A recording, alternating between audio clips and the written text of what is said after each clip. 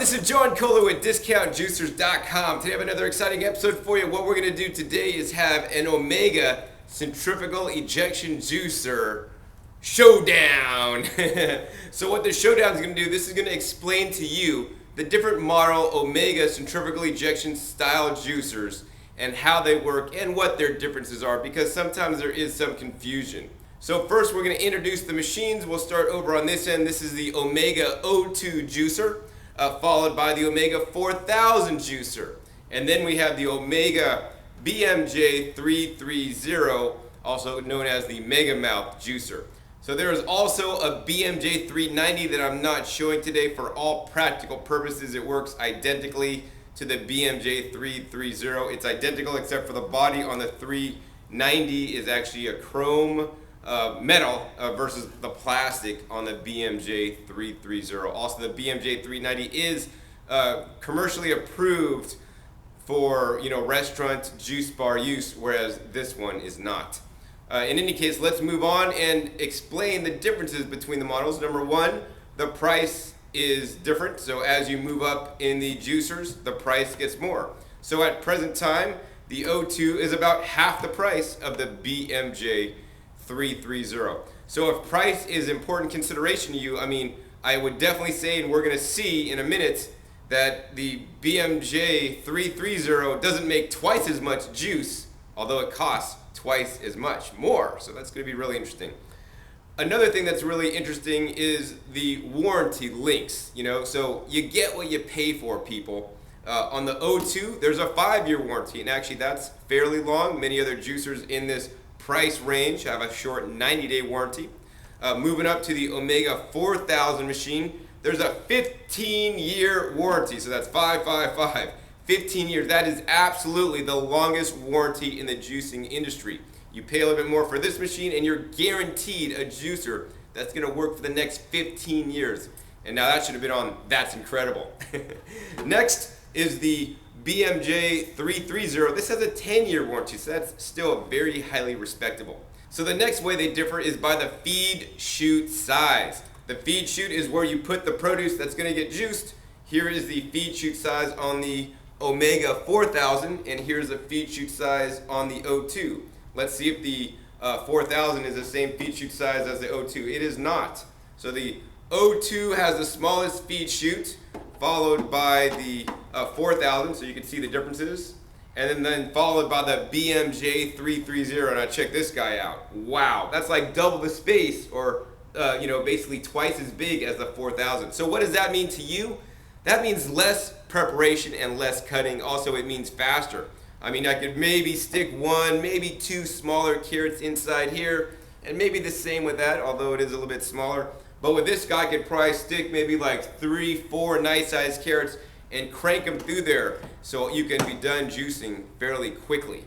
The next thing we're going to talk about is the RPM. So the RPM is called revolutions per minute. For the gearheads out there, that's how fast your engines in your car spin, and you have to have a tachometer in your car to tell you how fast your engine's spinning. Actually, I think it'd be really cool if they had tachometers on the juicers here.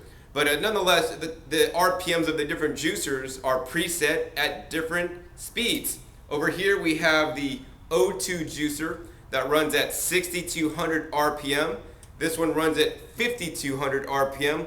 And the bmj330 runs at a whopping 11,000 RPM.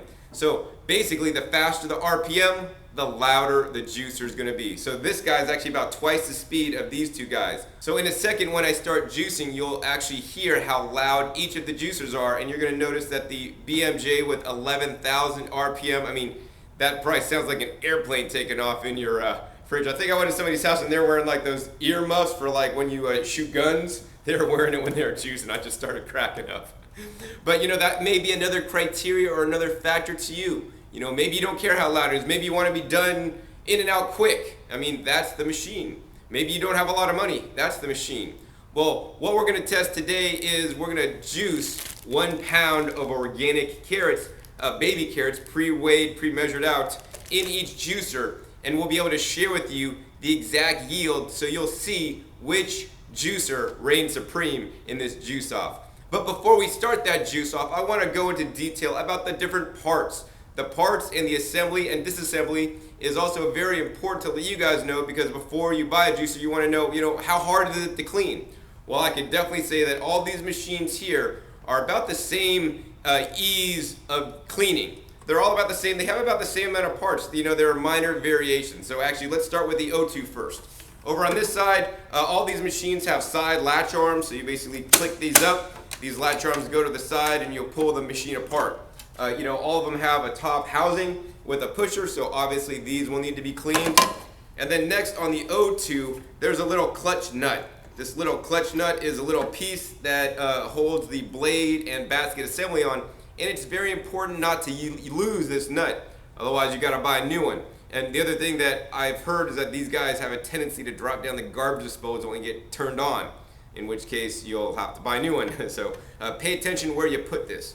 After you take the clutch nut out, you can lift this whole assembly off. It's very simple, very easy. And you can see this is the blade and basket assembly. This is a separate blade and basket assembly, so I like that it's actually separate, because say your blade gets dull, all you got to do is order a new blade and not the whole basket. On the BMJ, we'll see that it's an integrated blade and basket assembly. And next we have this bowl. This is a stainless steel bowl, so many juicers in this price range actually have a plastic bowl. So stainless steel is much easier to clean than the plastic. In addition, we have what's called a trim ring. So the trim ring comes off for easy cleaning. To reassemble, this is very simple. You're going to take your trim ring. Your trim ring has like a little cutout, like a little U right there. You always want to make sure that trim ring U is right over the spout where the juice comes out. So spout where the juice comes out, trim ring U. Put that on, and then there's always a little indentation in the motor housing, and you're going to go ahead and put the spout in that little indentation. You're then going to take your screen, and that's going to pop over into the machine. There's a little nut that it'll kind of like rest and sit down into, and same with this. You can see the, the pattern, hexagonal or whatever pattern that is. And that's just going to go in there and seat nice and easy. Then you're going to take your clutch nut. Now, it is very important to properly put the clutch nut on. You don't want to put it on here with like a wrench and tighten it up, and stuff. But you don't want to just put it on and screw it down once. You need to screw it on until it's finger tight, and then maybe like another half turn so it's nice and snug. So if you don't tighten it enough or over tighten, it can cause problems with the juicer. That's probably not going to be covered under warranty, because that is actually considered user error. Next, you're going to take the top and put that on the machine. And then you're going to take the latch arms and latch it down. It's very simple, very easy. The Omega 4000 is pretty much similar. Once again, we're going to take the latch arms, latch it up. This whole top comes off. That's white. And then same thing, we got that clutch nut here. We're going to spin that off, and it's a little bit larger. This is basically the same as this one, but just a little bit larger actually. So we could pull that off, and once again, we got this blade assembly and the basket. And I mean, just like the O2, this is just the big daddy. And these parts are also the same. Why don't I go ahead and take out the parts of the O2 and hold these up side by side so that you guys can see the difference. So here's the difference between the O2 and the 4000. It's actually quite significant. You can see the O2 is just like a little baby juicer compared to the 4000.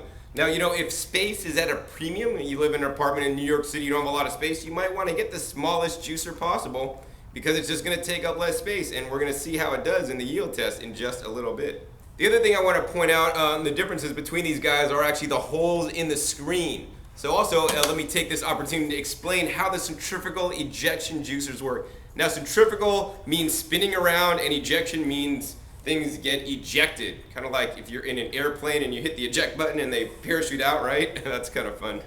But how these work is basically you put a carrot in, and this blade spins around, and this blade has little teeth on it. So you want to be careful when cleaning that. And I would, in general, recommend a nylon bristle brush, to brush off the juicer to keep it clean. Don't ever use a sponge. It'll tear up your sponge because these are kind of sharp. You put a carrot in there, and these blades spin around.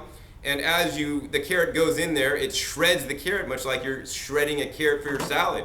But it micro shreds it, so it's a little bit different than shredding your carrot for the salad. As it micro shreds it, two things happen. Number one, shreds come out, which is this basket spinning around. So just by the motion of the basket spinning around, it forces that fiber to be ejected out into the pulp catch bin.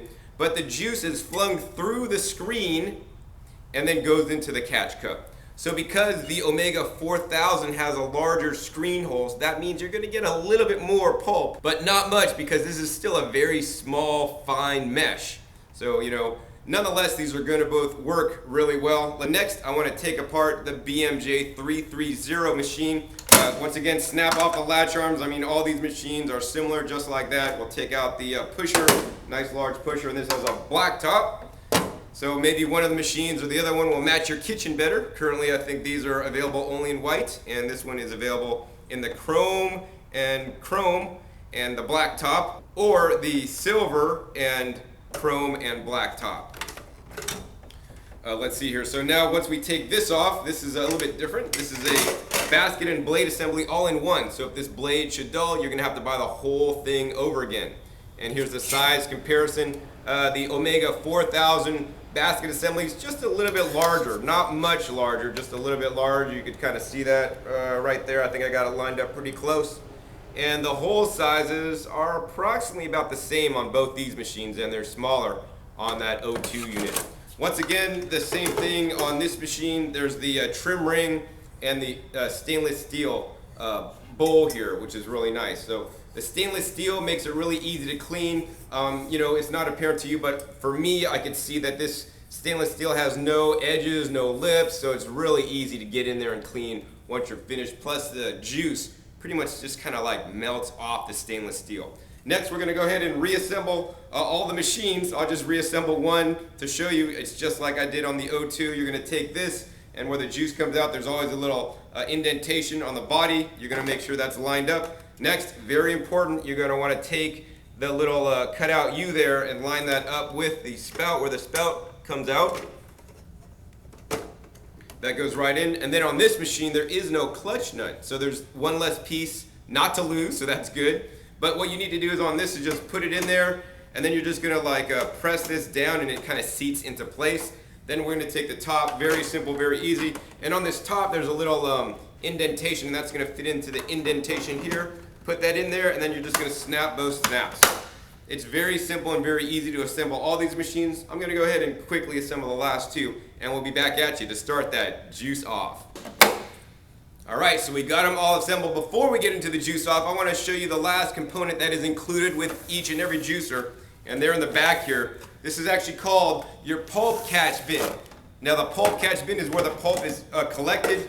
These are the pulp catch bins on the 4000 and the BMJ. They're approximately the same size actually. And then the pulp catch bin on the O2 machine, you can see once again that's like a little baby. I think it'll almost fit inside this other one. Smaller catch cup, what that means is you're just gonna have to stop and empty it every once in a while if you're continuously making a lot of juice. But other than that, no big deal. And the thing I normally like to do is line the catch bin with a plastic bag, and that'll make cleanup much easier. Next, we're gonna get into the juice off. But before I do, I wanna talk about the collection cups that we're using today. The collection cups we're using today are actually from the Omega Vert juicer series, and these are the collection cups that come with those machines. You actually get two very similar to this one. And with all these machines, you don't get a collection cup. You can use a simple cup or glass, or what I like to use is a Pyrex measuring cup. A Pyrex 4 or 5 or 6 measuring cup that's available at a big box store. So you could pick one of those up, glass, nice and easy. I mean, you could get one of these, but by the time you gotta buy these and pay for shipping, it's much easier to have a glass one that's a lot more heavy duty and useful for other things than just juicing. And then if you notice, we have the collection cups for the BMJ for the 4000, but we don't have one on the O2. How are we gonna compare all the results? Well, the collection cup on the O2, because it's a smaller machine, and you can see the height differences. I mean, this is not that high, this gets a little bit higher, and this thing is a monster. So this collection cup actually won't fit in there. I mean, I can kind of fit it in, and it became kind of lopsided, and that's not good to do. You want a nice collection cup that's gonna sit firmly on the table, because if you spill this, you're spilling all your juice, and it's not good to spill your juice. So we're gonna put this other collection cup in there temporarily to catch the juice, and then we're gonna put it right into here once we're done juicing. So without further ado, let's get juicing. First, we're gonna use the Omega O2 machine. We're gonna turn this on, and I want you guys to pay attention to the noise that it creates. Now, because this machine runs at a slower RPM than that one, it's gonna take a little bit longer to juice, but pretty much these are faster juicers than some other juicers on the market that are known as slow juicers.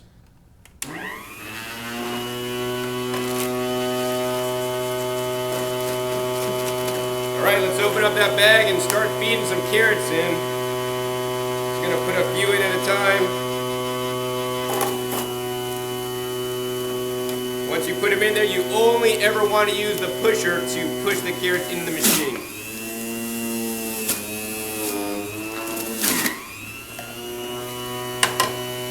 Once again, because it does have a small feed chute, you know, it maybe takes a little bit more time, and if you were cutting the produce, you'd have to cut it a little bit smaller.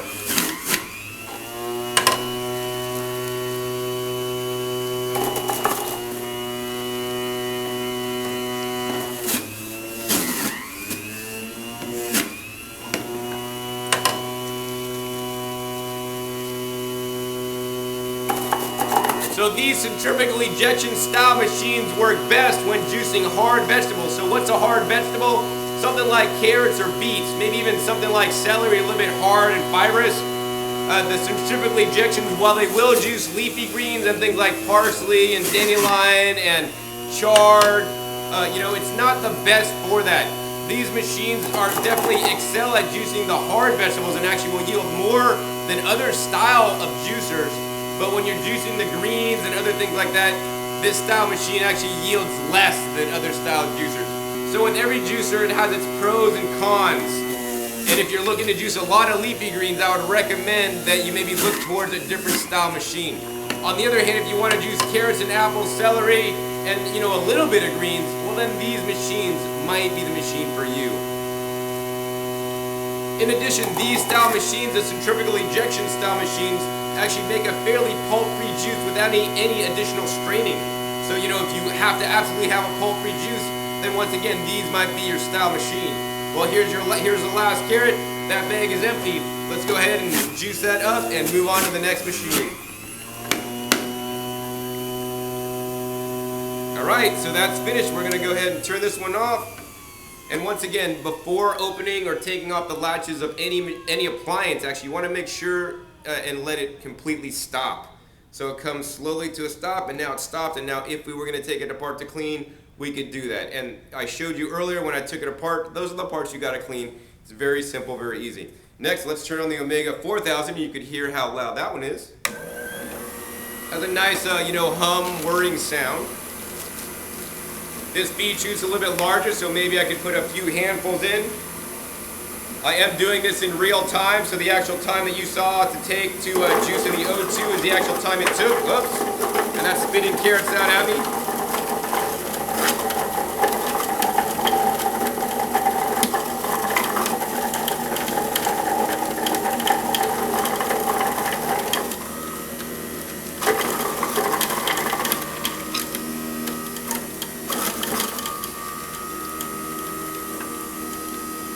Alright, let's go ahead and push those guys in.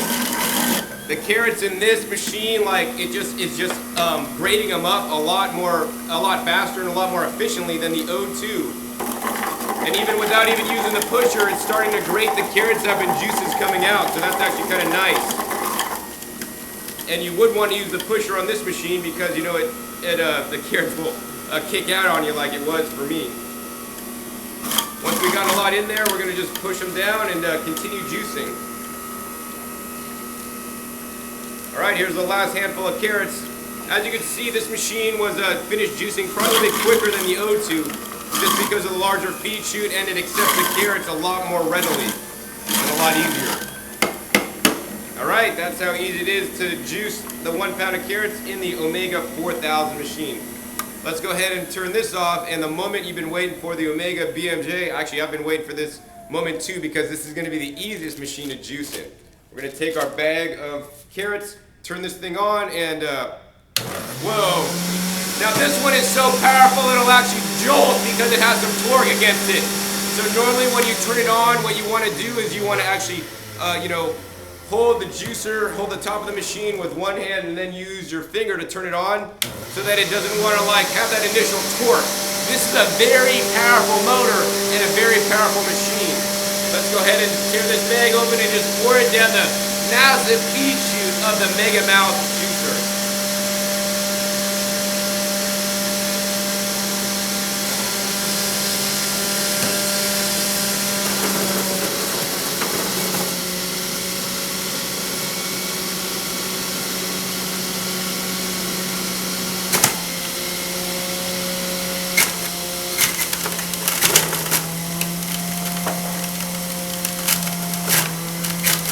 at that. Like, I didn't even have to feed them in. They just all went in the feed chute. That's all of them.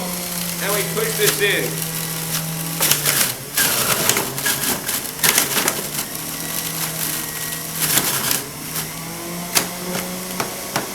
Wow, and we're all done juicing in the Megamouth bmj330 juicer.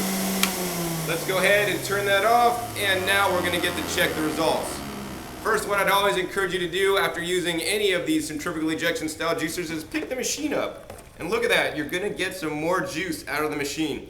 Because in that little bowl there's always a little bit of juice extra hanging out. So I want to make sure this test is fair and even. And also, I want to get the most juice out because I'm going to be drinking this juice in just a second. All right, look, there's some more juice in there as well. All right, got that juice. Let's check that BMJ, see if there's any extra juice in there. All right, just a little bit, not as much as the other ones. All right, so next we're going to take the juices and line them up so you can see the differences.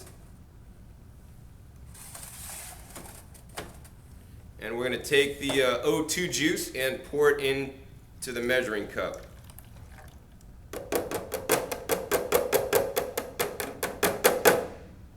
All right, that'll pretty much do it. Let's go ahead and line that one up and check the difference. Now let's go over the results. The Omega O2 juicer produced probably just under 8 ounces of juice. The Omega 4000 produced about 8 ounces of juice, and the BMJ 330 produced a whopping 11 ounces of juice. Now, 11 ounces of juice from 1 pound of carrots, that's just simply amazing. The average amount of juice produced by about 1 pound of carrot is 8 ounces. So all of these machines fared rather well, and basically it's kind of like you get what you pay for. I mean, the least amount of money was the O2, and you got the least amount of juice, followed by the 4000, and then the BMJ produced the most yield. But another thing that's very important is actually the texture of the juice. So now I'm going to do a taste test and let you know my thoughts. First, we're going to try the O2 juice.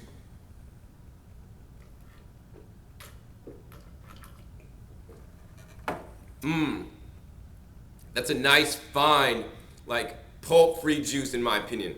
Maybe a little bit of grit, but hardly even detectable. Next, we're going to try the Omega 4000. Once again, remember the Omega O2 had those small holes in the screen. The 4000 and the BMJ had a little bit larger holes.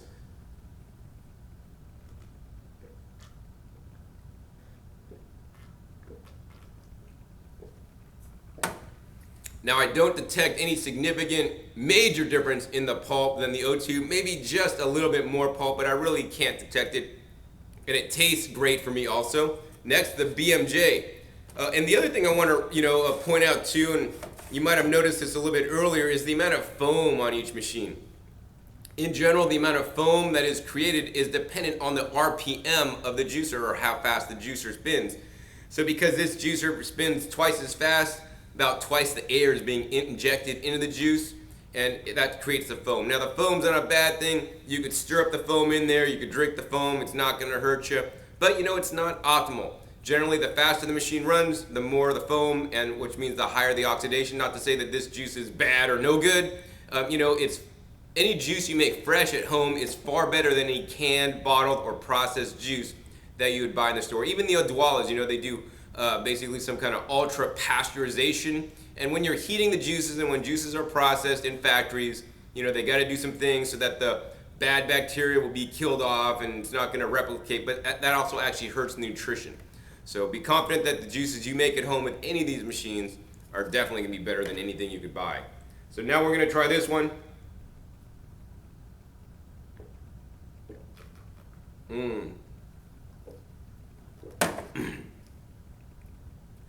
Now on that one, I definitely taste more fiber in the juice.